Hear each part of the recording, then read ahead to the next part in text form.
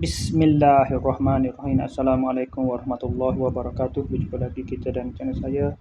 Hari ini hari Isnin 30 hari bulan Mac 2026 Masihi bersamaan dengan 10 Syawal 1447 Hijrah. Sekarang ni pukul 6.28 petang. Seperti biasa, video daily report kita untuk hari ini. Kemarin selepas pada buat video daily report, saya tak pergi mana relax ya. Lepas tu masuk dalam pukul 8.30 tu masuk waktu isyak, saya terus pergi sembahyang pada isyak berjemaah di masjid kepada buah. Kemudian lepas tu sudah sembahyang tu saya singgah ke Kedai Fikri seperti biasa, minum ada seperti biasa. Lepas tu aktiviti tak ada aktiviti apa-apa, main internet seperti biasa lah. Balik pada pukul 12:30 itu lebih kurang.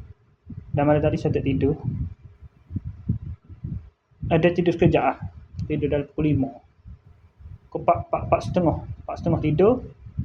Bangun pada pukul 6.50, bangun mandi sembahyang subuh, makan sarapan. Lepas tu edit video, main Facebook tu, sambil edit video dan main Facebook apa-apa.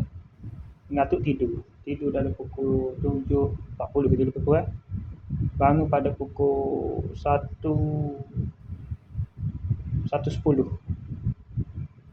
petang.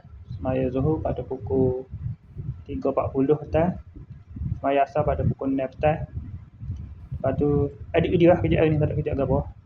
Tak ada kerja lagi. Lepas tu pada pukul 6.20 saat ni baru teringat tak buat video dari report ni. Lepas tu 6.28 ni terus buat video dari report ni.